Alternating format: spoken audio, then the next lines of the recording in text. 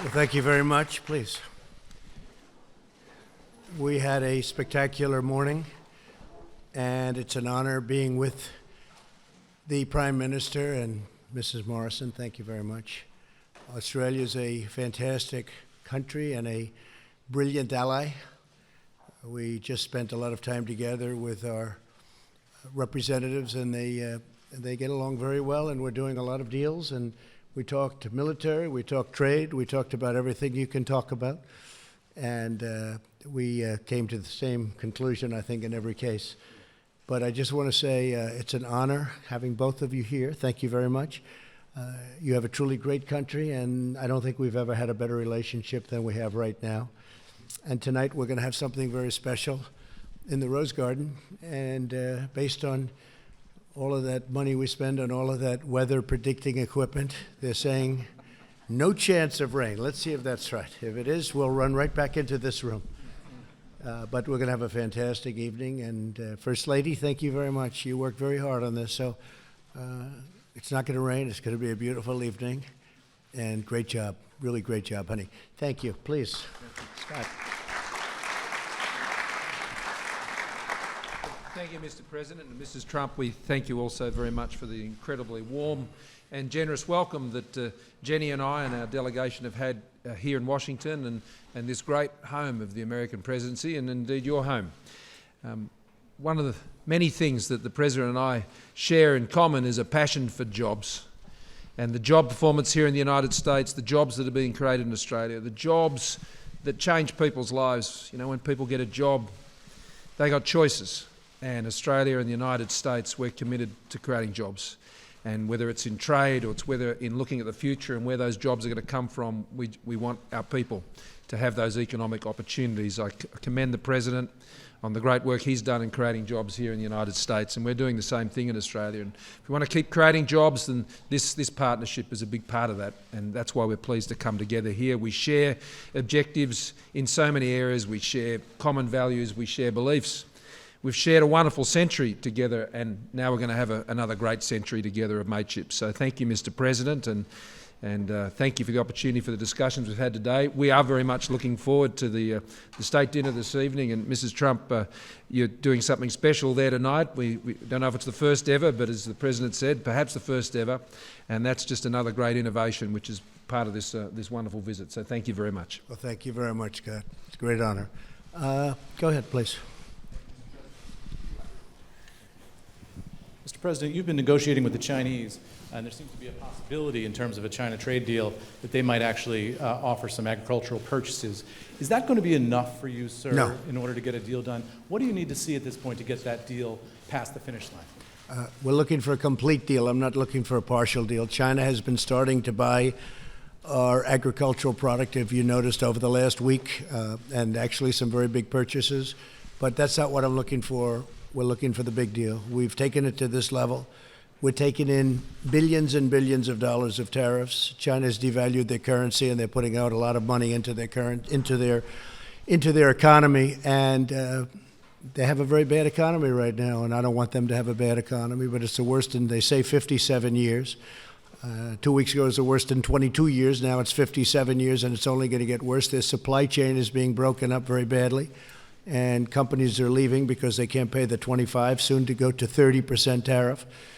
And we have 30% very shortly on $250 billion. We have another tariff at a slightly smaller number, as you know, on about $300 billion worth of goods and products. So they would like to do something. As you know, we're talking a little bit this week, talking a lot next week, and then top people are going to be speaking the week following. But I'm not looking for a partial deal. I'm looking for a complete deal. Do you feel you need that deal before the election, sir? No, I don't think I need it before the election. I think people know that we're doing a great job. I've rebuilt the military. Scott and I were talking about that. We spent $1.5 trillion. When I came in, our military was depleted. Frankly, we didn't have ammunition, okay? But our military was in very bad shape. We've rebuilt the military. We've got one of the strongest economies. Mike Pence actually got some, who's right here, a great vice president. He was talking yesterday, and he called me. He says, "Boy, these numbers, these consumer numbers are incredible. The retail numbers that came out 2 days ago that really weren't reported were really, I mean, just incredible numbers. You know that very well. That's your world." And some other numbers. We're doing very well. Our economy is very strong. And China is being affected very badly. We're not. We're not being affected. In fact, we're taking in many billions of dollars. And China's eating that. You know, China's eating the tariffs because of the devaluation. Now, that doesn't happen with all countries. China's China. And they know what they're doing as well as anybody. My relationship with President Xi is a very amazing one, very good one. But we have right now a little spat. But I think we're doing very well. Our country is doing well. You look at so many different things. Look at all of the regulation cutting that allows us to do what we did. Look at what happens 3 days ago where you have an attack like that and it takes out a big chunk of oil and the price goes up $4, $5, and now it's heading down rapidly. That tells you that would have happened years ago. It would have gone up $50. It would have doubled. And this was a blip. So it's been really amazing what we've been able to do. I think the voters understand that. I don't think it has any impact on the election. Now, if something happened, I think that would probably be positive for the election, but that's okay. I do think signing USMCA on a bipartisan basis with Nancy Pelosi and Chuck Schumer and everybody else, very bipartisan. I think that's very important for our country. And I would certainly be willing to say that's a bipartisan deal. But I think that's very important for our manufacturers, for our farmers, even for unions. They want that deal done. And so hopefully that's going to be put up to a vote very soon. There'll be very little cajoling of the Democrats because most Democrats want it too. But the USMCA is ready to be voted on. It's finished. Mexico has taken their final votes. Canada is willing to do that anytime we want them to. They're all set to go. And we need that for we need that for our country. It's a great deal. It's a great deal. Thank you. And for the Prime Minister, sir, your economy is to some degree caught in the cross-currents between the United States and China. What did you say to the President about what your ideal outcome is here for a China trade agreement between the United States and China? Well, thank you. Look, obviously, we're keen to see the United States and China be able to come to an agreement. But what is always necessary is deals have got to be fair, deals have got to be good deals, deals have got to be sustainable deals. And I think one of the things we've seen, Australia has benefited greatly from the economic growth of China. We have a comprehensive strategic partnership with China and a free trade agreement with China. And they have grown and they have become, a substantive economy in the world. And once you sort of get into that level, then you need to be able to be playing to the same rules as those other developed nations. And I think this is, the new generation of deals I think we'll see China do, which the President has been working on, and he's been working on it for some time, and we wish him well in that process. There are some real serious issues that have to be addressed in that deal. Things like intellectual property, that's a big issue, and it needs to be addressed. So we look forward to them achieving it, and that providing, I think, the broader certainty and stability to the global economy, which all nations will benefit from. And we could do, Scott, a very big deal with China, and it could go very quickly, as you know, but it wouldn't be the appropriate deal. We have to do it right. And it's a very complicated deal with intellectual property protection. We have to do that and other things. I could leave lots out and have a deal very quickly, but we want to do it right. Please. Yeah, sure. Andrew.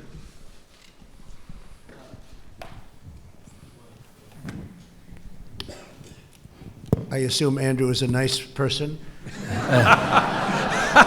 To quote you, Mr. President, the best. Thank you very much for hosting us. Also on China and tariffs, what do you say to Australian businesses and to Australian people who say that your trade war with President Xi threatens their prosperity? And to the Prime Minister, a linked question. Do you think that Australians are going to be collateral damage in President Trump's tariff war with China?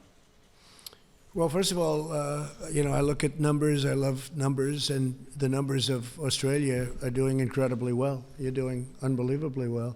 When we have a deal with China or not, but when we have a deal with China because they want to make it perhaps more than I want to make it, because I actually love all that billions of dollars that's pouring into our treasury. Billions and billions of dollars. We've never seen that before from China. It's always been the other way. And I'm taking care of our farmers out of that. We're helping our farmers. Our farmers were targeted, and they were targeted for $16 billion, and I made that up to them. We paid them the $16 billion and had tens of billions of dollars left over. So I will say, though, that Australia is doing very well. If we do end up doing a deal, Australia will do even better. And we were discussing that, but Australia will be one of the big beneficiaries of a deal. And in the meantime, as you know, I did tariff relief with respect to a certain product in particular coming out of Australia. And that's something that we wouldn't do for anybody else. This has been a truly great ally, and we work very well together. But your numbers are absolutely fantastic. Your economy is strong like ours. And I think we're two real examples of two countries doing extremely well. Some countries aren't doing so well. That's Europe true. Is not doing well. Asia is not doing, large parts of Asia are not doing well. China's not doing well. Please. Thanks. Mr. President, Australia is in its 29th year of consecutive economic growth, which is an extraordinary national achievement, and we will continue to grow as our most recent national accounts demonstrated. Australia is also very used to dealing with a complex and changing world, and that's why we're diversifying our trade base and have been doing that for many years. I mean, 6 years ago, when our government came to office, 27% of our trade was covered by agreements around the world. That figure is now 70%, and we're going to take that to 90%. And that's important, and that's opening up opportunities. So there are ebbs and flows that go in the global economy, and Australia has built up a resilience through the broad-based nature in which we're taking our economy to the world. I mean, Australia has never got rich selling things to itself, and we've always had an outward-looking perspective when it comes to engaging our economic opportunities. And a big part of what we've been discussing here is some new opportunities, whether it's in the rare earths, the critical minerals, the frontier technologies, space. You know, this is where jobs are going to be in the future as well. And so we will deal with those ebbs and flows as they come, but the President's right. The arrangement they will come to, and I'm confident they will, with China, will be one that will set, a new bar in terms of how China's economy then deals with a lot of these complicated issues in the future with developed economies like Australia. So we look on with interest, and I think ultimately when we arrive at that point, it's going to put global trade on a stronger footing. And Australia's really been so focused on the economy. They do minerals. They have incredible wealth in minerals and coal and other things, and they're really at the leading edge of coal technology. It's clean coal, we call it, clean coal, but it's also great for the workers. And things that would happen because it was very dangerous years ago and very bad for a lot of people. And you've rectified that 100%. It's incredible. I looked at your statistics the other day, and coal miners are very, very safe in Australia. It's incredible what you've done. In fact, we're looking at what you've done. We can do a deal on that. I want to. We'll do a deal. We'll make a deal. Yeah, go ahead, please. Thank you. In the midst of these escalating tensions with Iran, you've now named a new national security advisor, Robert O'Brien. Yes. What is he recommending to you in terms of dealing with the latest strikes on Saudi Arabia and the response? And then secondly, you announced new sanctions on Iran. Secretary Mnuchin said that this affects the last available funds for that regime. Have we now exhausted sanctions in regards to Iran? Well, these are the strongest sanctions ever put on a country. We are at a level of sanction that is far greater than ever before with respect to Iran. Today we did central bank, as you know, and we'll see. We'll see. They're having a lot of problems, not only with us, they're having problems within their own country, and I think they have a lot of self-made problems. We are by far the strongest military in the world. Going into Iran would be a very easy decision, as I said before, be very easy, the easiest thing. Most people thought I would go in within 2 seconds, but plenty of time. In the meantime, they have a lot of problems within Iran. Iran could be a great country, could be a rich country, but they are choosing to go a different way. There'll be a point at which they'll be very sorry for that choice.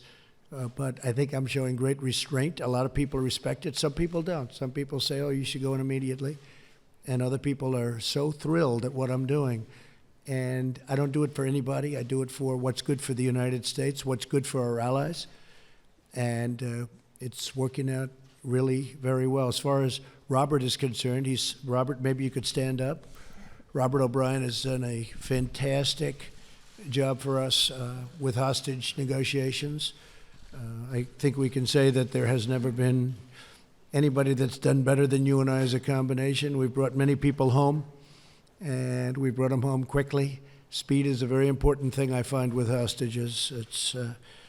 It's really something. I had dinner the other night with the Warmbier family, an incredible family. The whole family and some of Otto's friends, in addition to the family. We had 25 people over on Saturday night, and we did that dinner in Otto's honor. And it was a beautiful thing. It was a beautiful thing. First Lady and I, it was very, it was very touching and really very beautiful. We talked about Otto. And I will tell you that people should have moved faster. And Robert and I were talking about that. He should have moved faster. He was there for a long time. You got to move fast. With hostages, you have to move fast. All of a sudden, it gets very hard for the other side to do anything. And sometimes it's just too late. In the case of Otto, it was very late. We got him home, but he was in horrible, horrible condition. What happened to him was actually incredible, just horrible. But you have to move fast. Robert and I have been really successful. And the reason I know him so well, I actually work hard on hostages, I think you would say. I think most presidents wouldn't do that, but I do. These are great, I guess in almost all cases, American lives. We help other people also. We've also helped other countries with their hostage situation where we have some strength that they don't. But these are great people, and we get them home. We got them home from North Korea, as you know, and we got them home from a lot of different locations. Egypt, we get them home. We get them home from many different locations. Turkey, President Erdogan was very good, and we got a hostage home. Our great pastor, who everyone in this room knows and loves.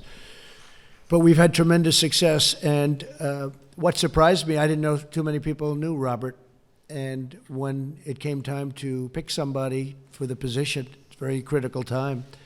I had so many people, I shouldn't say this in front of Robert, he'll be embarrassed, but I had so many people that called me and they recommended Robert O'Brien. So I think he's going to do a great job. And he was here, I can tell you this, he started about 12 minutes after he was chosen. He sat in with us, and he's very much involved now in what we're doing. One quick follow-up on that in regards to Iran. If sanctions don't work and they continue their malign activity, are there any other measures outside of a military option that can be taken? Well, I don't want to talk about that, but I will say I think the sanctions work and the military would work, but that's a very severe form of winning, but we win. Nobody can beat us militarily. Nobody can even come close. What we've done for our military in the last 3 years is incredible. All made in the USA, by the way. And it's really incredible. Our nuclear was getting very tired. They hadn't spent the money on it, and now we have it in, as we would say, tippy-top shape. Tippy-top. We have new and we have renovated, and it's incredible, and we all should pray that we never have to use it. We should never have to use it. And our military itself is in phenomenal shape. And we have a great gentleman, as you know, going to be taking over, Joint Chief of Staff. Joe Dunford has been fantastic. He's a great man and a friend of mine.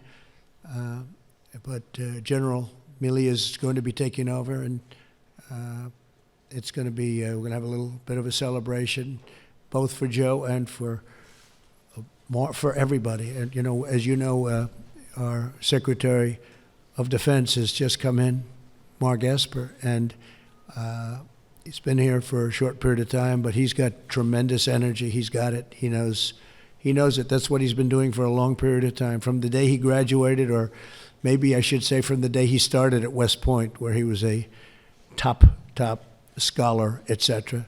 So we have incredible people. And Steve Mnuchin's here. We did the sanctions today, and I think they're probably, Steve, the strongest that have ever been put on a country. We will certainly never do that to Australia, I promise you. Please Then hear. one for the Prime I think- Minister, if I may. Mr. Prime Minister, you have been very tough on Huawei, even under pressure. You've been very consistent with the ban, even though you said you have a good working relationship with China and they're important for your economy. Do you plan to continue to support the United States in the tough stance on China? And can you give any more specifics about what you've told the President you would do to help in his measures to reach a fair trade deal? Well, first of all, I mean, we have the most perfect of relationships with the United States, and goes back a century and more, as the President was reminding us on the lawn this morning.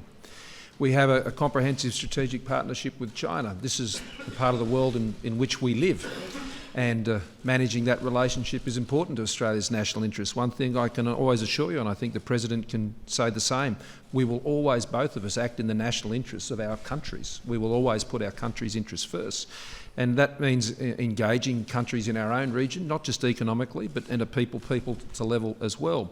We have a lot of operations we do together right across the world, militarily, and we'll continue to do those.